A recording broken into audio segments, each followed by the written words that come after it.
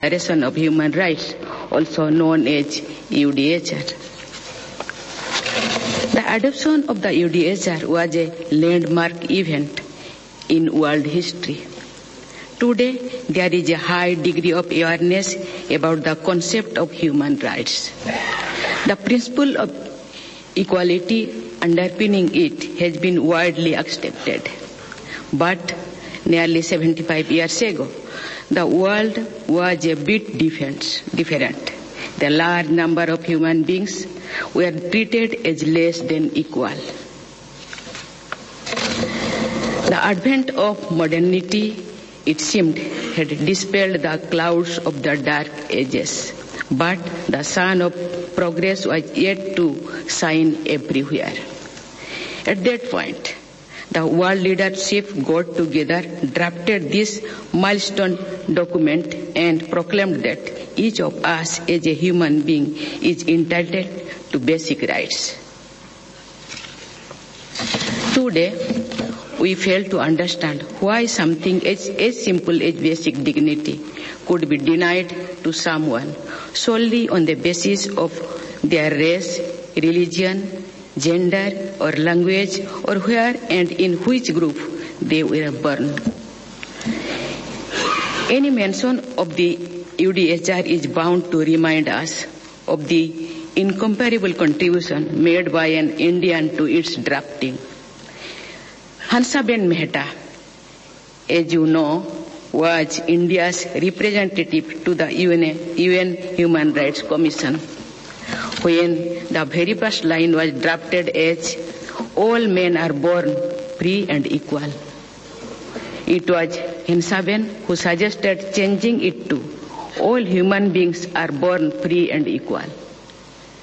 A minor correction with major implications. She was a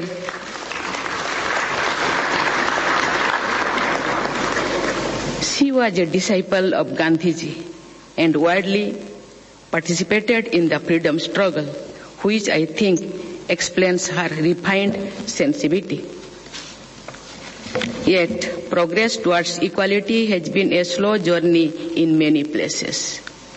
The text of the UDHR is said to have been translated into more than 500 languages, which makes it the most translated document in history. Still, when we consider the sad developments that keep taking place in many parts of the world, we wonder if the declaration has been read at all in some of those languages. Ladies and gentlemen, the fact remains that human rights are a work in progress around the world.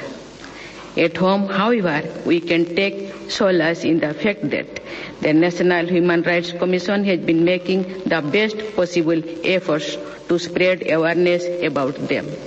Now, in its 30th year, the NHRC has done a commendable job of protecting as well as promoting human rights. It also participates in various global forums for human rights. India is proud of the fact that its work has been appreciated internationally. It has been enjoying the status of accreditation with the global network of national human rights institutions called GANHRI.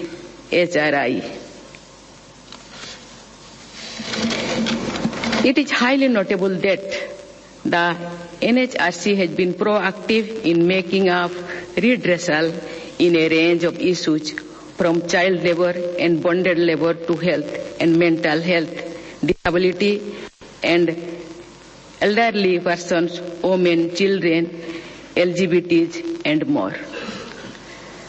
During the COVID-19 pandemic, I am told a team from the NHRC visited a hospital to ensure no one was denied admission and treatment.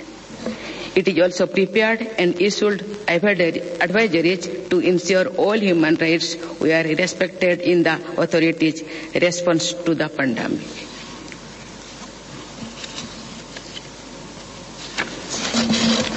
In addition, The Commission also promotes research on these and other matters.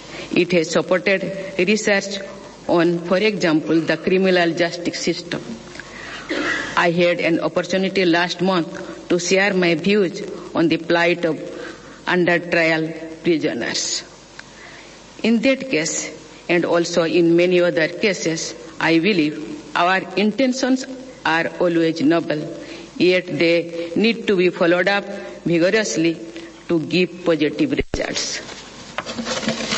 That is why developing sensitivity and sympathy is the key to promoting human rights. It is essentially an exercise of the faculty of imagination.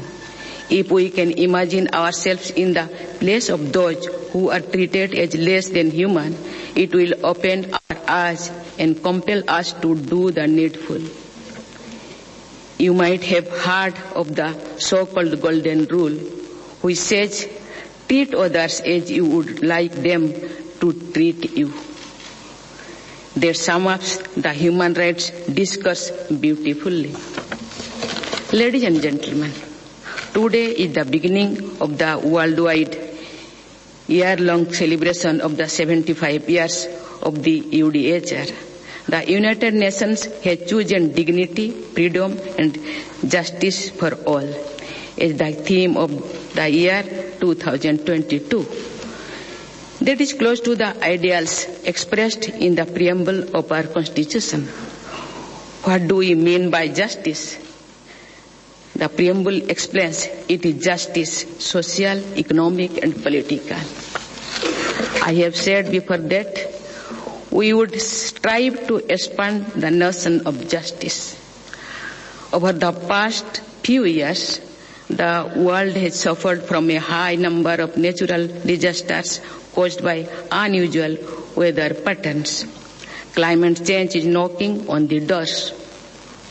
People in the poorer nations are going to pay a heavier price for the degradation of our environment.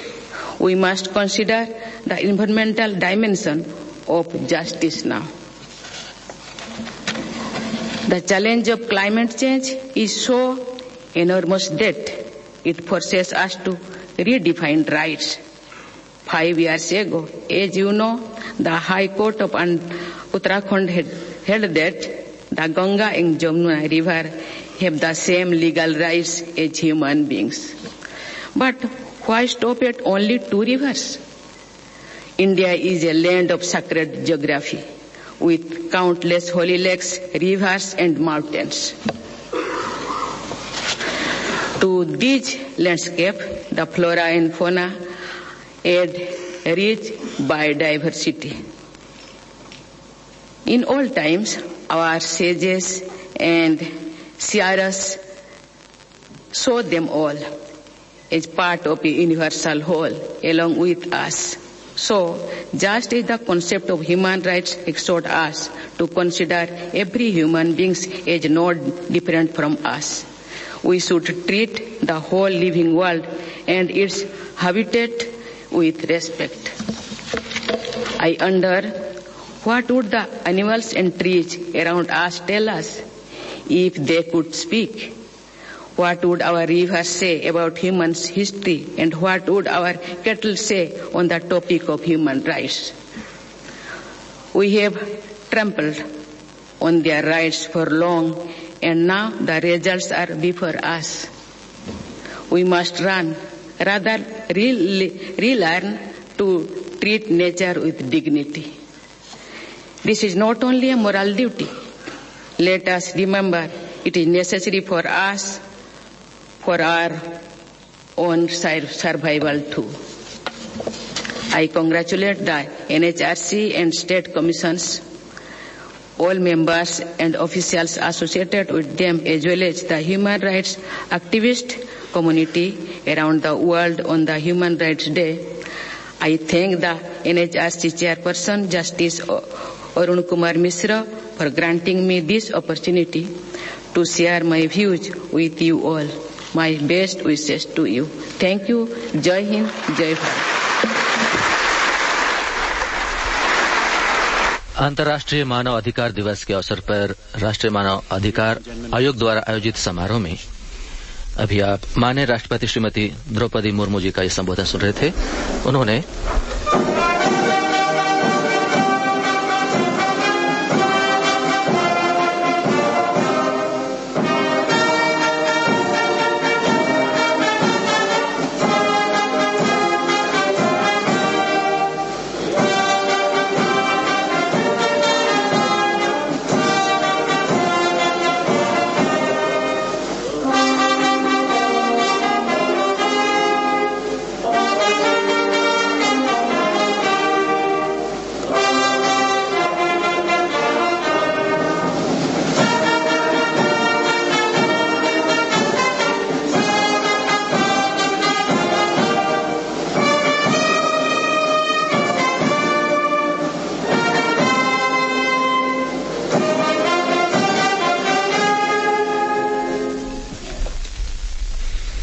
That was the national anthem, and the Honorable President of India, Srimati Draupadi Murmu, being greeted by the Chairperson, National Human Rights Commission and other members. The Honorable President is doing a namaskar to all the guests and delegates present at the plenary hall of the Vigyan Bhavan. And the Honorable President and the other dignitaries on the dais have now departed from the dais. And Kamal, what is very interesting and very significant is what the Honorable President of India said, that today we are celebrating the International Human Rights Day.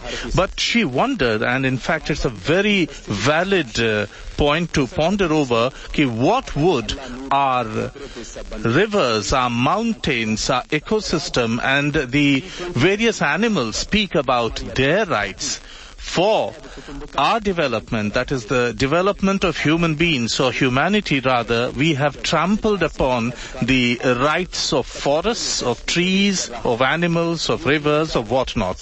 The Honorable President of India said a very important thing, that we have to treat nature with dignity, because the global issues of climate change, erosion of biodiversity and pollution have taken us to a very, very sorry situation. The Honorable President of India, Srimati Draupadi Murmu, also hailed Hansaben Mehta, India's representative to the United Nations Declaration of Human Rights, who said and who had the word every human being incorporated in the text of the UDHR. जी, बिल्कुल सही कहा आपने कौशिक राव जी। सच में देखा जाए तो जो पर्यावरण की जो स्थिति है, जो क्लाइमेट चेंज हो रहा है, उसकी रक्षा करके भी हम मानवाधिकारों की रक्षा कर सकते हैं। और माननीय राष्ट्रपति जी ने सामाजिक, आर्थिक, इन सभी पर समान तरीके से समान अधिकार की बात की। दोस्तों, लोगों को भी अपने अधिकारों के प्रति जागरूक रहना होगा। साथ ही ये भी ध्यान रखना बहुत ही जरूरी है कि आपको अपने अधिकारों के प्रति जागरूक रहते हुए दूसरों के अधिकारों का सम्मान भी करना है। अर्थात जो आजादी, समानता, प्रतिष्ठा, शांति आप अपने लिए चाहते हैं, वही दूसरों को भी दें। तब जाकर हम सब अपने मानवाधिकारों का विकास और संरक्षण कर सकेंगे। अंतर्राष्ट्रीय मानव अधिकार दिवस के अवसर पर राष्ट्रीय मानव अधिकार आयोग द्वारा आयोजित समारोह का विज्ञान भवन से सजीव प्रसारण दे रहे थे मैं, कमल किशोर बड़ाइक, और मेरे साथ ही कमेंटेटर श्री कौशिक राय जी। और अब आज का यह समारोह यहीं संपन्न होता है। हम अपने कोऑर्डिनेटर श्री वी के तोमर जी के साथ टेक्निकल टीम कमल सिंह और सुमित कटियार के साथ हम आपको अपने आकाशवाणी के स्टूडियो वापस लिए चलते हैं। नमस्कार।